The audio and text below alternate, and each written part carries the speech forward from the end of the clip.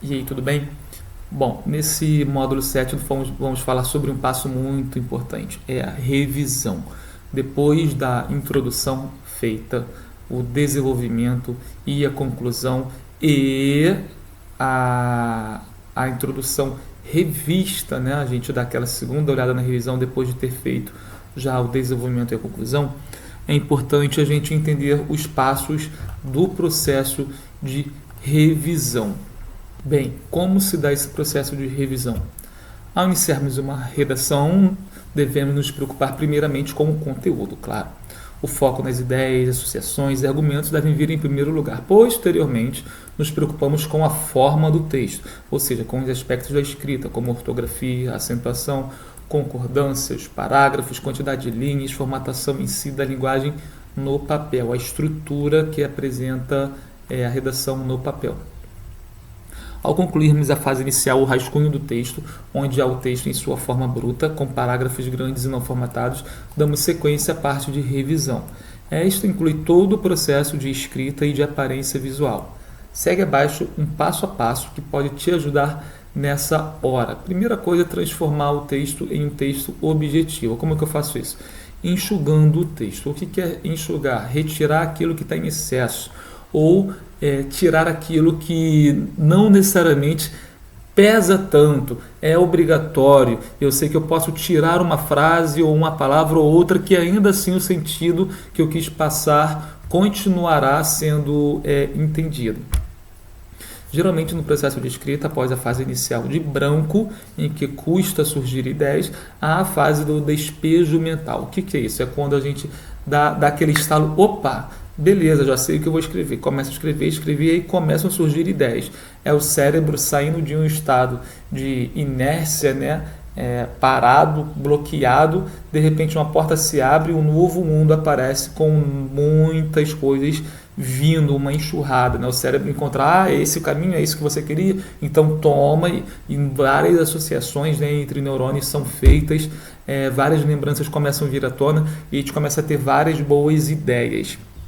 Bom, a tendência é que a gente queira colocar tudo, né? Ansiarmos por inserir e deixar tudo que vem à mente. Porque como são boas ideias que vêm, a gente quer, caramba, não, eu tenho que colocar isso, nossa, eu tenho que deixar isso, nossa, isso é muito bom, isso vou ter que arrumar um jeito de inserir isso em outro parágrafo. Porém, temos apenas 20, 25, 30 linhas no máximo, não tem como inserir tudo. Como que a gente procede então? Como que a gente faz? A gente tem que tirar aquelas coisas que podem ser retiradas, que não trazem prejuízo ao texto.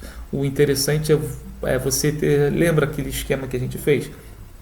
Da introdução, dos argumentos e depois o rascunho da introdução, desenvolvimento e conclusão, seguindo uma mesma linha de raciocínio, seguindo a mesma linha temática, seguindo argumentos que seguem o tema, seguem os textos motivadores.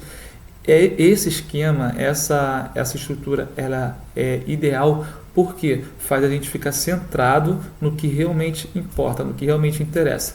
E aquilo que está a mais ou que não necessariamente é tão importante para a nossa argumentação, para o convencimento do leitor, a gente pode tirar, mesmo que seja algo interessante, mesmo que seja algo que possa aos nossos olhos, caramba, isso é muito legal, caramba, essa parte ela é importante, é interessante, mas será que ela é fundamental para o argumento do seu texto? Se você ver, não realmente não é tão fundamental, é uma coisa interessante, mas não tem um peso tão grande, então pode tirar. Ou aquilo, principalmente, né, agora, aquilo que é repetido. Se você percebe que tem ideias, tem frases, palavras repetidas no texto, no decorrer do texto, você pode tirar, por quê? Porque já que está repetida, fica redundante. Não tem o porquê você deixar uma ideia repetida, se já foi colocada antes, economiza espaço. Esse processo é essencial para deixar seu texto objetivo e claro. Assim, o leitor não terá a sensação de que o texto está querendo enrolá-lo, porque se coloca muita coisa repetida, muita explicação minuciosa, parece que você está querendo embromar, né? Você está querendo encher linguiça, está querendo enrolar a pessoa, e o leitor acaba percebendo isso. Bem, quantidade e tamanho dos parágrafos, nós já falamos sobre isso aqui, né? Sempre o equilibrar, falamos sobre isso, se não me engano, não sei se foi no módulo 1, no módulo 2, não lembro certo, mas já comentei sobre isso. O interessante é você ter um equilíbrio aí de 25 linhas com 5 linhas para cada parágrafo. e aí você vai equilibrando. Se fez um parágrafo aí com 3 linhas na introdução, pode fazer um argumento com 4, outro argumento com 4, quatro argumentos, um com 7, um com 3, e no fim uma conclusão com 4 linhas. Ou uma introdução com 4, argumento com 3, com 6, com 6, com 4 e por fim uma conclusão com 3. Ou uma introdução com 5 linhas, 2 parágrafos de argumentação, um com 8, um com 5 linhas e por fim uma conclusão com 7. Ou aqui, certo, você pode tentar equilibrar o máximo possível. Cada 5 parágrafos, 3 de argumentação, cada um com 5 linhas. E aí, se você aumenta uma linha numa argumentação, você pode diminuir na outra. Ou se você aumenta na introdução, diminui um no argumento ou na conclusão, enfim. Você equilibra para manter o seu texto dentro do esperado. Geralmente é de 25 a 30 linhas a redação. Então, você mantendo aí 26, 27, 28, 29 linhas, fica um tamanho muito interessante, muito apropriado.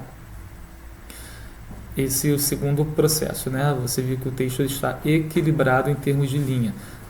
Não é legal, não é interessante você colocar um parágrafo lá com 9 linhas e outro com 3. Um parágrafo com 8 e outro com 2 linhas. Não, fica desequilibrado. Até porque um parágrafo de argumentação com 2 linhas, como assim? Que argumento é esse? Muito fraco. Ou uma conclusão com 2 linhas, como assim uma conclusão? Você está concluindo a sua ideia inteira em apenas 2 linhas? Fica algo bem estranho, fica com pouca informação. Item 3, encadeamento coesivo. São os elos coesivos, Colocar aquelas conjunções que fazem o seu papel, fazem o papel que tem que ser feito. Não precisa colocar conjunções ou elos coesivos muito elaborados, muito eruditos, para mostrar que você tem conhecimento, para fazer o seu texto, nossa, caramba, que texto belo. Não precisa. Não precisa. A redação ela tem que ser objetiva, tem que ser clara. Coloca lá um portanto, um porém, um não só, um todavia, pronto, é o suficiente. Você não precisa ficar colocando, por exemplo, com quanto, inobstante, consoante. Não precisa. Isso às vezes deixa o texto muito prolixo, muito erudito e um texto pesado, um texto que fica difícil de ler, que dá sono. Vamos lá. Países desenvolvidos possuem uma população idosa desfrutando de ótima saúde e apesar da idade da aposentadoria ser elevada. Pronto, uma conjunção, um elo coesivo de concessão suficiente. Países desenvolvidos possuem uma população idosa desfrutando de ótima saúde, mas a idade da aposentadoria é elevada. Pronto, também bem objetivo. Repara que uma conjunção é a concessiva, a outra é a adversativa. Isso tem que ter cuidado, porque a concessão passa a ideia de que algo aconteceu independente de quebra lógica. Não deveria acontecer, mas apesar disso, aconteceu. Já o elo de contradição, adversativo, ele nega tudo o que foi dito antes. Países desenvolvidos possuem população idosa desfrutando de ótima saúde, mas a idade de aposentadoria é elevada, não se importando com o que veio antes. O foco passa a ser o que veio depois. Já na concessiva, não. O foco está também no que veio antes. Países desenvolvidos possuem população idosa desfrutando de ótima saúde, apesar de a ideia de aposentadoria ser elevada. Ou seja, a idade de aposentadoria elevada faria talvez a gente pensar que o idoso, coitado, nem aproveita a vida. Mas nos países desenvolvidos eles aproveitam mesmo assim, apesar da idade elevada, beleza? É uma quebra de lógica, mas uma ação ocorre independente da ação contrária, da ideia contrária, a idade de aposentadoria ser elevada, mesmo assim possuem boa qualidade de vida. Uma coisa não impede a outra de acontecer, embora seja uma quebra de lógica. Já na contradição, países desenvolvidos possuem uma população idosa desfrutando de ótima saúde, mas a idade de aposentadoria é elevada, ou seja, dá uma ideia de que, possuem ótima saúde, mas só se aposenta quando está lá, sei lá, com 80 anos, um exemplo, 75, 80. Então, há uma quebra aí, há uma negação do que foi dito antes. É visto de forma negativa a primeira ideia e é focado na contradição. Bom, elementos de coesão. Tem aqui alguns que você pode memorizar para usar quando precisar. Assim, desse modo, o e de adição, o ainda, que é a introdução de um argumento a favor de uma conclusão, como se fosse ainda, observa-se. Podemos mencionar ainda, é um elemento de inclusão, de adição. E aí tem alguns aqui que você pode ir vendo nos exemplos: aliás, além do mais, isto é, mais, porém, embora, o mesmo, até, enfim, são palavras que ajudam na ligação de frases e de parágrafos, de ideias no texto. São importantes. É importante você dar uma dominada, você conhecer alguns e sempre ligar os parágrafos com esses elos coesivos. Isso mantém a unidade do texto. Isso mantém o quê? Mantém justamente a coerência. O que é coerência? É o sentido, o seu texto fazer sentido. Ele estar dentro de uma linha de raciocínio vinculada ao tema. Já que você especificou um assunto dentro do tema, você mantém a argumentação convincente do início ao fim. Toda a informação tem que se completar. A introdução tem que falar sobre o que vai vir no texto, o texto tem que falar sobre o que veio na introdução, e a conclusão tem que resumir tudo o que foi dito no texto, beleza? Tudo dentro da mesma linha. Gramática, aqui é a revisão gramatical, né? Você tem que estar por dentro dos aspectos gramaticais: ortografia, acentuação, pontuação, concordância, regência. Bem, leitura final. O que é leitura final? Você ler o texto e como se você fosse o leitor propriamente de um texto desconhecido. Você não conhecesse o autor, como se você não fosse esse autor do texto. Você lê de forma crítica, você lê o texto como: poxa, alguém me deu esse texto aqui para ler, vou dar uma avaliada, vou ler e vou ver o que eu acho desse texto aqui. E aí você lendo, você se pergunta: eu gostei desse texto? É um texto interessante? É um texto que me convence? Ou seja, você faz a leitura do seu próprio texto de forma crítica. Lembrando, nem coloque seu texto tanto para baixo, nem tanto para o alto. Em que sentido? Meu texto está perfeito, meu texto está maravilhoso, nossa, não, calma aí, tenta procurar um erro, procurar uma coisa que pode melhorar aqui, melhorar ali, mas também não fica colocando o seu texto: caramba, tá horrível, tá péssimo, nossa, isso aqui não vou conseguir tirar a pontuação mínima com esse texto para passar. Não, tenha o equilíbrio, tenha o bom senso.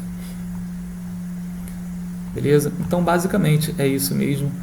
São esses os passos mais importantes para uma revisão textual, para uma revisão da sua redação, e são elementos, né, que você pode memorizar, pode escrever no papel, né, memorizar os pontos: coesão, coerência, objetividade, clareza, revisão. São basicamente esses os pontos. A questão gramatical, né, uma leitura final, para quando você finalizar o seu texto, você, calma aí, deixa eu ver como que está a objetividade, deixa eu ver como que está a clareza, como que está a coesão, os elos coesivos, como que está a coerência desse texto, ele faz sentido realmente do início ao fim, deixa eu dar uma lida como se fosse alguém de fora, deixa eu ver a questão gramatical, conferir os aspectos gramaticais, e aí você consegue ter maior chance de cometer menos falhas, né, menos erros na sua redação. Beleza? Então, responde lá o quiz, faça as questões, pratique as atividades. Qualquer dúvida, manda lá no grupo que a gente está aí para te ajudar. Grande abraço e até o próximo módulo.